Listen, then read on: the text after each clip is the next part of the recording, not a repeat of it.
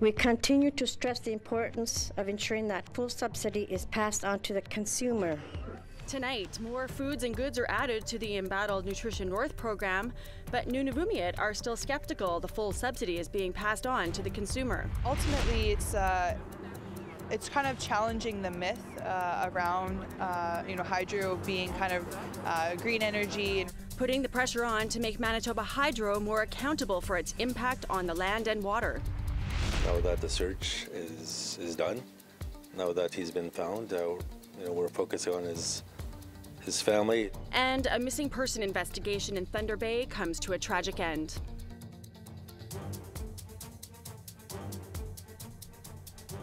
Good evening, welcome to APTN National News. I'm Melissa Ridgen.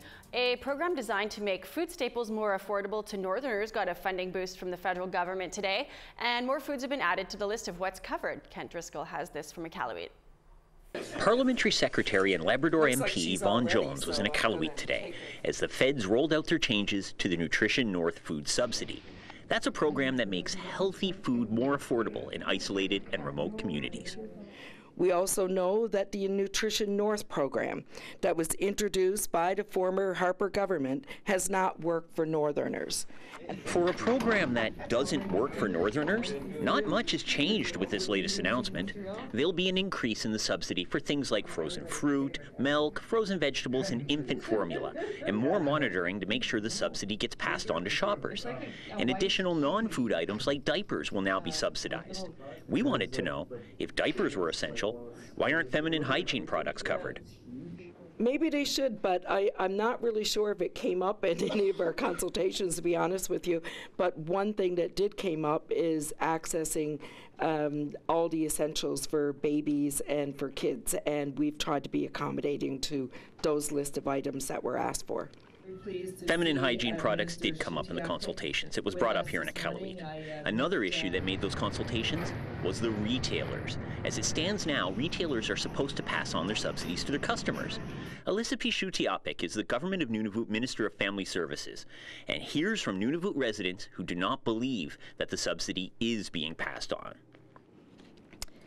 We continue to stress the importance of ensuring that full subsidy is passed on to the consumer, and remain concerned that under the current structure of the program, this is not occurring. For her part, Jones is confident that a proposed increase in store auditing should cover any concerns. We believe that the new accountability measures that are being implemented is allowing us to track much more cautiously and much more accurately where funding is going, how the subsidy is being implemented, and we're able to do that in a way that is ensuring full transparency. And Nunavut residents are left to wonder just how full is full transparency. One of the most consistent criticisms of the program is that retailers don't have to reveal how much they pay for transport.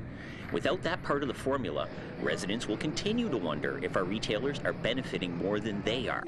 The Government of Nunavut is asking those questions, and so are Nunavummiut. Kent Driscoll, APTN National News, Iqaluit. Today is International Human Rights Day, and to commemorate, a Winnipeg Alliance group and the Manitoba Energy Justice Coalition came together to bring awareness to something Northern Manitoba Indigenous communities have been facing for years. Ashley Branson has more. A march and a rally took place outside the Manitoba Legislative Building to remind the provincial government that Manitoba Hydro needs to be accountable for the northern communities impacted by the hydro development. Sadie Phoenix Lavoie is the community coordinator for the Research Alliance co-hosting this event called Waniskatan. She explains why this rally is so important. Ultimately, it's kind of challenging the myth around hydro being kind of green energy and respectful and honoring the relationship that they have with Indigenous communities.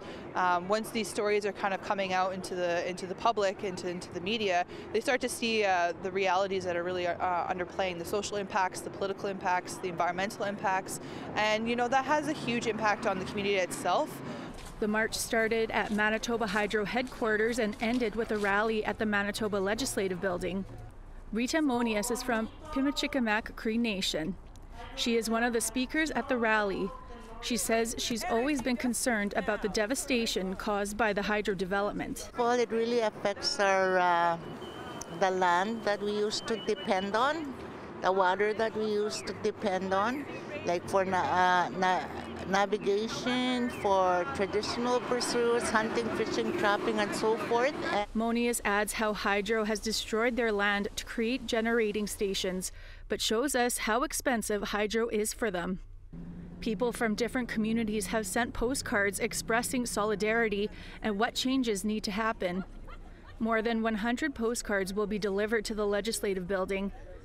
Melanie O'Gorman is a member of the Manitoba Energy Justice Coalition who helped put on this event. She shares what resolutions she and her group would like to see implemented by Manitoba Hydro to rectify their relationship with northern communities. We also want hydro rates reduced for northern customers, and we want the funding, the money that is generated by the dams to be shared more evenly across the north. Ashley Branson, APTN National News, Winnipeg. We want to hear what you think. Here's how to continue the conversation. You can send your emails to news@aptn.ca. You could find us online at aptnnews.ca and on youtube.com/aptn news. You can also follow us on Twitter, Facebook, and Instagram for more Indigenous news.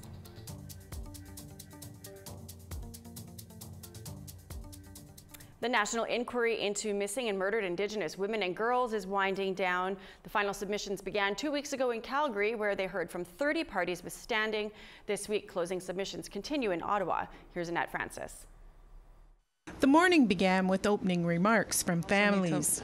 I would like to extend that we listen with our hearts as well as our ears. It's going to be a difficult week. We need to remember to be kind and loving to each other regardless of our opinions. Different family members have different opinions and we may not agree, but we also need to remember that we need to respect the other opinions as well. National Chief Robert Bertrand of the Congress of Aboriginal Peoples gave a quick overview of his organization's history. He said Métis and non-status Indians are the most underserviced, disadvantaged of Canadians. As a result of this marginalization and lack of services and supports, there's increased risks for Indigenous women and girls. We will not allow ourselves to be left behind any longer. To the survivors, their families, and communities, we have not forgotten. Canada knows your story, and our hearts are with you. It is our belief that the inquiry's recommendations are not optional. Catherine Dunn, counsel for the Manitoba Coalition, reminded the commissioners that the families have been waiting for the past 2 years and are watching. Dunn says the challenge for the inquiry will be to push for political will to follow through on their recommendations. I've listened to the questions of the commissioners. They want to know what they can do to help this along. Well, this is an attitude. An attitude that can be changed through education, that can be changed through community-based organizations that go out into the world and show each other and other Canadians what justice is.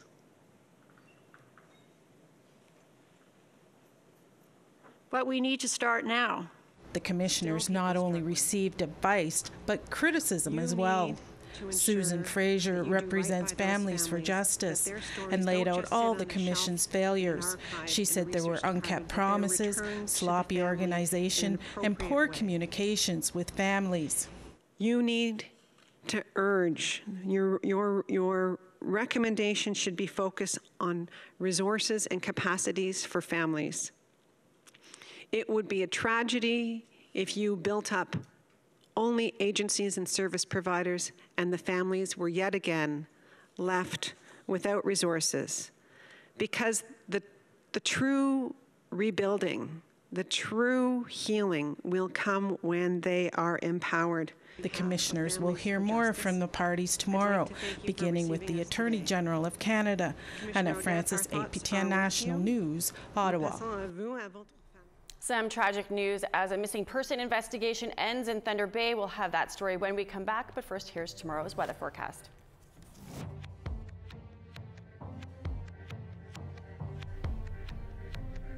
Over on the east coast, we've got -1 in St. John's and sunshine, -4 in Halifax and sunny. Inukjuak is snow and -11, Kuujjuaq -23 and clear.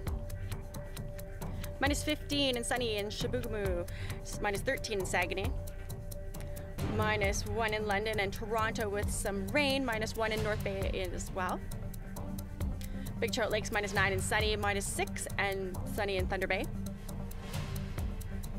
-8 for Thompson and Norway House. -7s for Gimli and Winnipeg with partial sun and cloud. -3 in Saskatoon, -1 and sunny in Regina. -4 in Uranium City and sunshine, and -4 in La Ronge as well.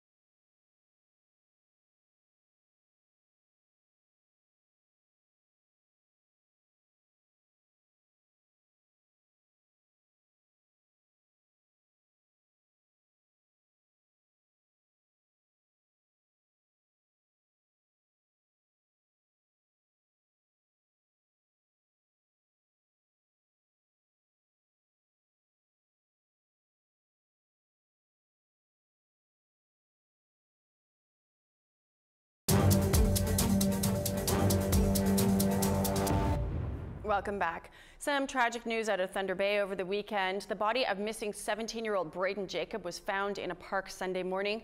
Here's Willow Fiddler with more. It's a heartbreakingly familiar ending to a search for a missing First Nations youth in Thunder Bay. On Sunday morning, the body of 17-year-old Braden Jacob was found here in Chapels Park. He had been missing since the night of December 5th. Community volunteers organized a search for the teenager on Thursday when police issued a missing persons report. Anishinaabe Nation Grand Chief Alvin Fiddler said it's a difficult time for the young boy's family and community. Now that the search is done, now that he's been found, we're focusing on his family, his mother, his siblings, his grandparents, to make sure that they have the supports that they need to get him through the next few days. Jacob was in Thunder Bay with his family for ongoing grief and trauma counseling, according to the chief of Webequie First Nation, where Jacob was from. People have been gathering here at the hotel where the family is staying to offer support. Chapels Park is where 17-year-old Tammy Kiash was found drowned in May 2017 and where the body of 32-year-old William Wabus was discovered. His homicide remains unsolved. Minister of Indigenous Services responded to the young person's death on Twitter Sunday night, saying she would be reaching out to department officials. Fiddler said they are working with the community to provide immediate support. Yeah, I did speak with her this morning, and again she expressed their commitment to support the family and the community in the next few days. A spokesperson for the Department of Indigenous Services said the minister has offered a range of support, including mental health resources and food for communal gatherings. The body of the teen has been taken to Toronto for a post-mortem as the investigation continues. Police are not providing any more details at this time. A candlelight vigil is being planned for Tuesday evening. Willow Fiddler, APTN National News, Thunder Bay. Braden Jacob's death is just the latest in a series of tragedies to hit Indigenous youth in Thunder Bay, and it caught the attention of the federal NDP, who raised it in question period today. 17-year-old Braden Jacob came to Thunder Bay for grief counseling, and now he's dead. And he joins 14-year-old Josiah Beggs and 17-year-old Tammy Kiash and 15-year-old Jordan Wabas and so many other Indigenous youth who died violently in Thunder Bay. And they were victimized after being forced to leave their communities because the government refuses to build proper schools or provide services. So to the Minister for Public Safety, will he commit an RCMP team to work with Indigenous leaders to find out why so many young Indigenous youth are dying in Thunder Bay? No more fallen feathers. The Honourable Minister of Indigenous Services. Mr. Speaker, I thank the member opposite for raising this solemn issue. Our hearts go out to the family of Braden, and we are grieving with that community. I reached out to the chief today. I also spoke to the Grand Chief of the region to express our condolences. The community where Braden is from, the community of Webequie, is an area where we have made significant investments in mental wellness care. We will continue to make those investments. This is for all Canadians to work together to bring justice and ensure the safety of Indigenous youth.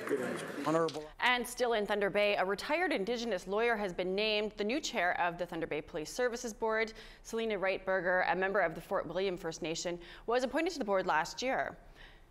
An investigation led by Senator Murray Sinclair into how the board has provided oversight to the embattled police service is expected to be made public this week, as is a report by the Office of the Independent Police Review Director, which has spent the past 2 years looking into how the service polices Indigenous people in Thunder Bay.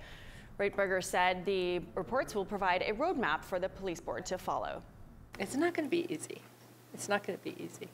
But I think, you know, if people are coming from a good place, then good things can happen. And I hope people will realize that it's not about, we've had enough of the he said, she said, people taking pot shots at each other. It's time for healing, and that's what I'm all about. So. A neighborhood in Edmonton is in mourning after 2 children, a 3-year-old and her 7-month-old sister, were found dead in a home. A 29-year-old man who was the father of one of the children has been charged in their deaths. APTN's Chris Stewart has this story. On Friday, December 7th, Ashton Brian LaFleche appeared via closed-circuit television in an Edmonton courtroom. He was charged with 2 counts of second-degree murder and aggravated assault. The horror that had taken place was discovered last Wednesday when police responded to a call at this apartment in southeast Edmonton. Information was that a female was being chased by a male outside and that she appeared to have been assaulted. Patrol arrived and the female was located and taken to the hospital with serious but not life-threatening injuries. Police searched the home and finding nothing, left. 3 hours later, a neighbor called police after a strange man was found in a garage. The neighbor does not want to be identified. He was standing here, totally catatonic. I came from the door over there. I pushed him and I yelled at him. I got absolutely no response. Police once again searched the home, and the 2 young children's bodies were found. The children were subsequently located, deceased, in a room in the suite that was being used as a storage room. Their bodies were found concealed underneath piles of various household items. Ashton Brian LaFleche has a long criminal record, including uttering threats on the Alexander First Nation and assault. He was due in court December 18th on robbery and breaching probation. He will next appear in Edmonton Court December 21st. A memorial has been set up in the neighborhood for 3-year-old Mackenzie Pedawason and her half-sister, 7-month-old Mary LaFleche Pedawason, who was Ashton Brian LaFleche's daughter. A GoFundMe has been set up for the children's mother, Tamara Pedawason, raising $1,700 in 2 days. The Edmonton Police Service are expected to release the autopsy results soon on the 2 children. Chris Stewart, APTN National News, Edmonton. More than 100 people gathered bright and early in the capital city of Northwest Territories to attend a TEDx over the weekend. TEDx is a media organization that posts talks online for free distribution under the slogan, "Ideas Worth Spreading." Every seat was taken at the first official TEDx Yellowknife Women's event. 12 local speakers highlighted the strength and resilience of women and girls. One of the youngest shared her 5-step approach on how to reach out and help those with mental health issues. She says having all Northern speakers for a filmed event was an opportunity she just couldn't turn down. I've had to leave some of the talks because I'm getting emotional, and hearing the messages that they have to say, it hits so close to home. And hearing what they have to say, it's so powerful because the North is a very different place compared to the rest of Canada. We're a little bit behind, but we're also ahead in different ways like culture and sensitivity. We need to take another short break, but when we come back, a dragon-slaying First Nations mom in British Columbia shares her story. Here's the rest of tomorrow's weather forecast.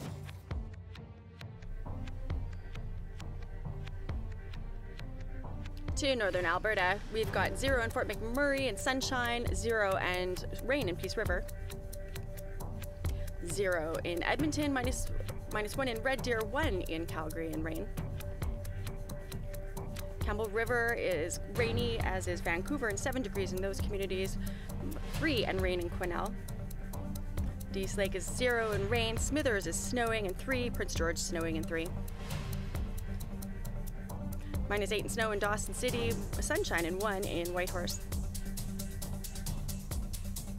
-16 in snow in Norman Wells, -6 in snow in Wati. Tuck is in at -19 in snow. Colville Lake -14 in snow. Cambridge Bay is clear and -19. Clear and -10 in Baker Lake. Arviat's a mix of sun and cloud, -9. Clear and -25 in Clyde River. -23 in Pangertown and -18 and sunshiny in Iqaluit.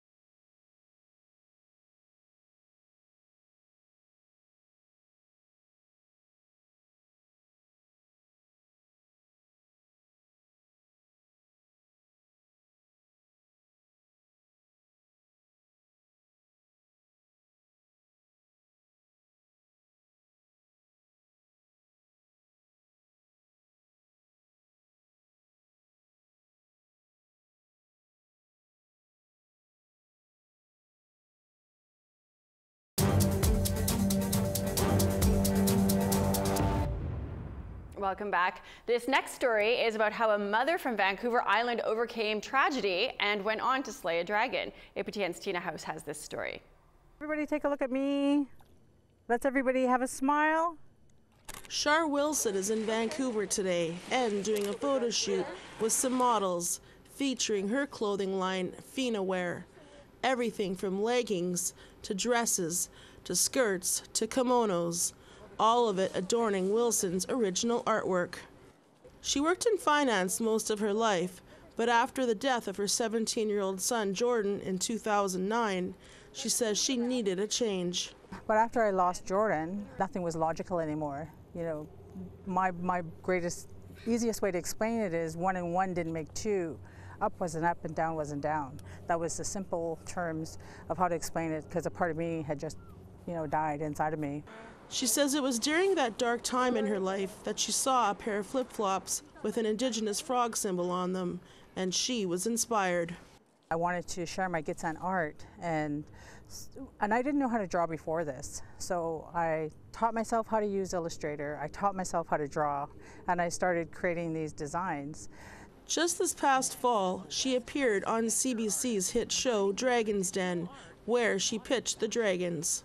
My name is Char, I'm from Victoria, and I'm here today to ask you for $45,000 for 20% stake in my business, Fina Wear. Indigenous people all across this land have one heart, but we don't share one culture. As Gitsan people, we've always adorned our clothes with symbols and formline that share a story. I would like to present to you wearable Indigenous art by way of Fina Wear.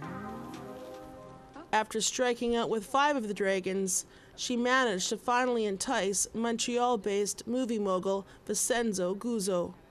I'm going to make you an offer. What I want to do, my plan is very simple. I'm going to give you $60,000 for 50%.